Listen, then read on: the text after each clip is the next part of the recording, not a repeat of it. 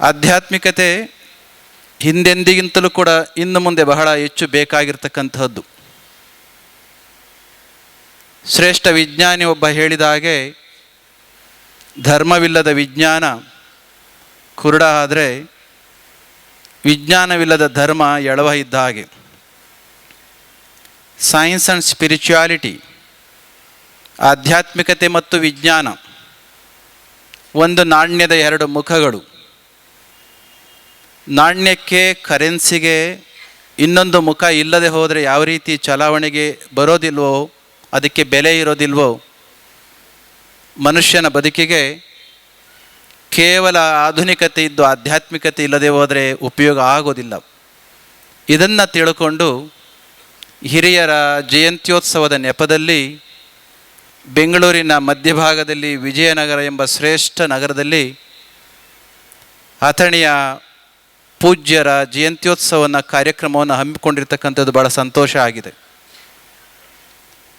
ಗುಂಡಪ್ಪನವರು ಹೇಳ್ತಾರೆ, ಪರಿಪರಿಯ ರೂಪದಲ್ಲಿ ಪರದೈವ ಕಣ್ಮುಂದೆ ಚರಿಸುತ್ತಿರೆ, ನರನು ಅದರ ಗುರುತ ನರಿಯದೆಯೇ, ಧರೆಯಲ್ಲಿ ತನ್ನದೇ ತನ್ನಂತಹುದೇ ಪ್ರಾಣಿಯೆಂದೆಣಿಸಿ ತೊರೆಯುವನು ದೊರೆತುದನು ಮಂಕುತಿಮ್ಮ.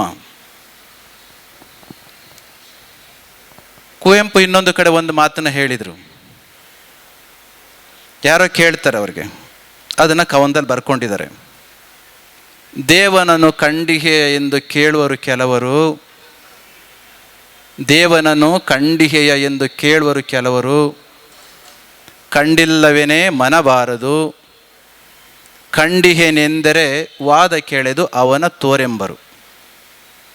ಬೀಸುವ ಗಾಳಿಯಲ್ಲಿ, ಹರಿವ ಜುಳುಜುಳು ನಿನಾದದಲ್ಲಿ, ಹಕ್ಕಿಗಳ ಇಂಚರದಲ್ಲಿ, ಜ್ವಲಿಪ ಸೂರ್ಯನ ಬೆಳಕಿನಲ್ಲಿ ಆ ಜಗದುದಯನ ಕಾಣದವರು ಶಿವನ ದೇಗುಲದ ಶಿವನ ಕಾಣುವರೇ ಅಂತ.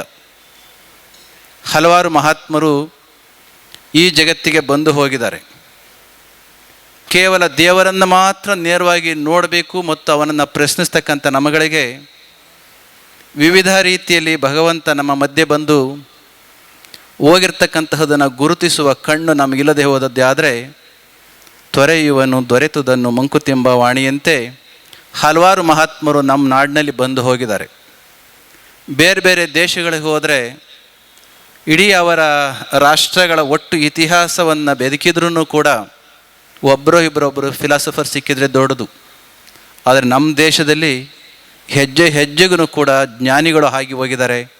ಅಂತಹ ಒಂದು ದಿವ್ಯ ಪರಂಪರೆಗೆ ಸೇರಿದಂತಹವರು ಅಥಣಿಯ ನಮ್ಮೆಲ್ಲರ ಪೂಜ್ಯರಾಗಿರ್ತಕ್ಕಂಥ ಮುರುಘರಾಜೇಂದ್ರ ಶಿವಯೋಗಿ ಮಹಾಸ್ವಾಮಿಗಳು ಎಂಬ ಒಂದು ಭಾವನೆ ನಮ್ಮದು.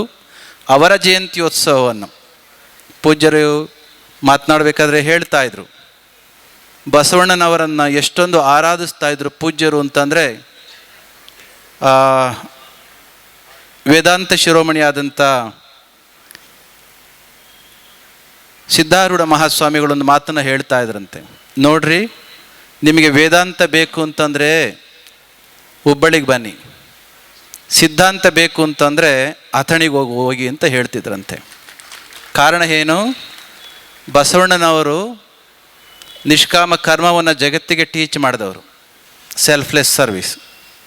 ಅದರ ಜೊತೆಯಲ್ಲಿ ಭಕ್ತಿ ಮಾರ್ಗವನ್ನು ಕೂಡ ತೋರಿಸಿದವರು.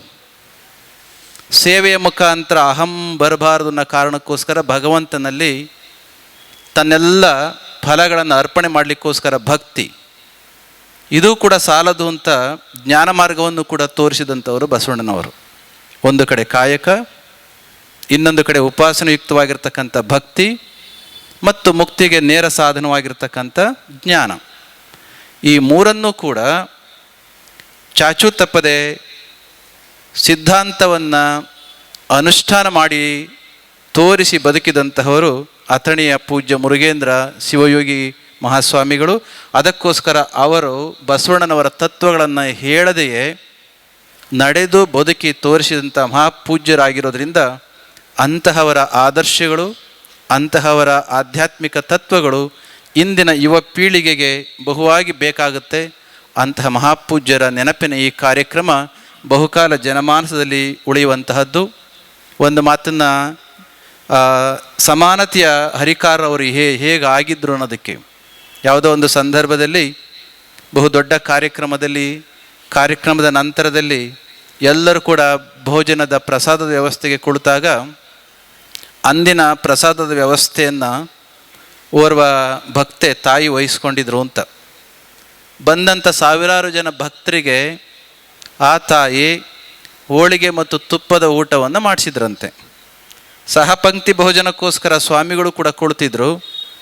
ಅವರಿಗೆ ಒಂದು ಸ್ವಲ್ಪ ವಿಶೇಷವಾಗಿರಲಿ ಅಂತ ಹೇಳಿ ಹೋಳಿಗೆ ಜೊತೆಯಲ್ಲಿ ಅದರ ಜೊತೆಯಲ್ಲಿ ವಿಶೇಷವಾದ ಡ್ರೈ ಫ್ರೂಟ್ಸ್ ಹಾಕ್ತಾರಲ್ಲ, ಆ ಡ್ರೈ ಫ್ರೂಟ್ಸ್ನ ಹಾಕಿ ಹೋಳಿಗೆಯನ್ನು ವಿಶೇಷವಾಗಿ ಮಾಡಿದ್ರಂತೆ. ಅದನ್ನು ಸೂಕ್ಷ್ಮವಾಗಿ ನೋಡಿದಂಥ ಮುರುಗೇಂದ್ರ ಶಿವಯೋಗಿ ಮಹಾಸ್ವಾಮಿಗಳು ಎಲ್ಲರಿಗೂ ಕೇಳಿದ್ರಂತೆ ನೇರವಾಗಿ, ನಿಮ್ಮೆಲ್ರಿಗೂ ಇದೇ ಹೋಳಿಗೆ ಬಡಿಸಿದಾರಾ ಅಂತ ಕೇಳಿದಾಗ ಅವರಿಗೆ ಗೊತ್ತಾದದ್ದು ಸೂಕ್ಷ್ಮವಾಗಿ ಏನು ಅಂದರೆ, ಉಳಿದವರೆಲ್ಲರಿಗೂ ಕೂಡ ಕಾಳು, ಒಬ್ಬಿಟ್ಟು ಮತ್ತು ತುಪ್ಪ ಇವರಿಗೆ ಮಾತ್ರ ವಿಶೇಷವಾದದ್ದು. ಆದರೆ ಪ್ರಸಾದದ ವ್ಯವಸ್ಥೆಯನ್ನು ಮಾಡಿದಂಥ ಆಯಮ್ಮನಿಗೂ ಬೇಸರ ಆಗಬಾರ್ದು, ಜೊತೆಗೆ ಪಂಕ್ತಿಯಲ್ಲಿ ಭೇದವನ್ನು ಕೂಡ ಮಾಡಬಾರ್ದು ಅನ್ನೋ ಕಾರಣಕ್ಕೆ ಅವ್ರನ್ನ ಕರೆದು ಅವರಿಗೆ ಬಡಿಸಿದ್ದಂಥ ಹೋಳಿಗೆಯನ್ನು ಸರ್ವ ಭಕ್ತರಿಗೂ ಸ್ವಲ್ಪ ಬಡಿಸಿದ ಮೇಲೆ ಆನಂತರ ಅವರು ಊಟ ಮಾಡಿದ್ರಂತೆ. ಸಹಪಂಕ್ತಿ ಭೋಜನದ ಮಹತ್ತನ್ನು ಸಾರಿದಂತಹವರು. ಇಂಥ ಹಲವಾರು ವಿಚಾರಗಳಲ್ಲಿ ಇವತ್ತಿನ ಸಾಧುಗಳಿಗೆ, ನಮ್ಮಂತಹವರಿಗೆ ಮತ್ತು ಭಕ್ತರಿಗೆ ಮಾರ್ಗದರ್ಶಕರಾಗಿರ್ತಕ್ಕಂಥವರು. ಸ್ವಲ್ಪ ಹಿಂದಕ್ಕೆ ಹೋದದ್ದೇ ಆದರೆ ಲೋಕಮಾನ್ಯ ತಿಲಕರು ಯಾರಿಗೆ ಗೊತ್ತಿಲ್ಲ. ಸ್ವರಾಜ್ಯ ನಮ್ಮ ಜನ್ಮಸಿದ್ಧ ಹಕ್ಕು ಅಂತ ಪ್ರಚಾರ ಮಾಡಿದಂತಹವರು, ಅದನ್ನು ಎಸ್ಟಾಬ್ಲಿಷ್ ಮಾಡಿದಂತಹವರು. ಅಂತಹ ಲೋಕಮಾನ್ಯ ತಿಲಕರು ಪೂಜ್ಯರ ಮಹತ್ತನ್ನು ಅರಿತು ಅವರ ದರ್ಶನಕ್ಕೆ ಬಂದ ಸಂದರ್ಭದಲ್ಲಿ ಪೂರ್ಣ ದೀರ್ಘದಂಡ ನಮಸ್ಕಾರ ಮಾಡಿದ್ರಂತೆ. ಆಗ ಪೂಜ್ಯರು ಹೇಳಿದ್ರಂತೆ, ಅಲ್ಲಪ್ಪ ನಿನ್ನ ಕೀರ್ತಿ ಮತ್ತು ನಿನ್ನ ದೊಡ್ಡತನ ಎಷ್ಟು, ನೀನು ಯಾಕೆ ಹೀಗೆ ಮಾಡ್ತೀಯ ಮಕ್ಕಳ ಥರ ಅಂತ ಹೇಳಿ ಕೊನೆಗೆ ಅವರು ಅವತ್ತಿಗೆ ಭವಿಷ್ಯ ನುಡಿದಿದ್ರಂತೆ. ಯಾವ ಸ್ವರಾಜ್ಯ ನಮ್ಮ ಜನ್ಮಸಿದ್ಧ ಹಕ್ಕು ಅಂತ ಹೇಳ್ತಾ ಇದೆಯಲ್ಲ, ಬಹುಶಃ ನಿನ್ನ ಬದುಕಿನ ಕಾಲದಲ್ಲಿ ಸ್ವರಾಜ್ಯ ಸಿಗಲಾರದು, ಆದರೆ ನಿನ್ನ ಮಕ್ಕಳು ಮತ್ತು ಮೊಮ್ಮಕ್ಕಳು ಅದರ ಸವಿಯನ್ನು, ಅದರ ರುಚಿಯನ್ನು, ಅದರ ಆನಂದವನ್ನು ಅನುಭವಿಸ್ತಾರೆ ಅಂತ ಆಶೀರ್ವಾದ ಮಾಡಿದ್ರಂತೆ. ಅದಕ್ಕೆ ಪೂರಕವಾಗಿ ಮುಂದೆ ಸ್ವಾತಂತ್ರ್ಯ ನಮಗೆ ಬಂದದ್ದನ್ನು ಕಾಣ್ತೇವೆ. ಈ ರೀತಿ ಹಲವಾರು ವಿಚಾರಗಳನ್ನು ನಮ್ಮ ಅಥಣಿಯ ಪೂಜ್ಯರ ಸನ್ನಿಧಿಯಲ್ಲಿ ಕಾಣಲಿಕ್ಕೆ ಸಾಧ್ಯ ಇದೆ. ಹಲವಾರು ವಿದ್ಯಾಸಂಸ್ಥೆಗಳು, ನಾನೊಂದು ಕಡೆ ಓದ್ತಾ ಇದ್ದೆ ಇವತ್ತು, KLE ಆ ಒಂದು ಸಂಸ್ಥೆ ವಿಶ್ವದಾದ್ಯಂತ ಹೆಸರನ್ನ ಮಾಡಿರ್ತಕ್ಕಂಥ ಒಂದು ಸಂಸ್ಥೆ. KLE ಸಂಸ್ಥೆ ಅಸ್ತಿತ್ವಕ್ಕೆ ಬರಲಿಕ್ಕೆ ಅವರ ಆಧ್ಯಾತ್ಮಿಕತೆ ಆಶೀರ್ವಾದ ಯಾವ ರೀತಿ ಆಯಿತು ಅಂತಕ್ಕಂಥ ಪುಸ್ತಕದಲ್ಲಿ ಬರೆದಿದ್ದಾರೆ, ಅದನ್ನು ಕೂಡ ನೋಡ್ಕೊಳ್ಬೋದು.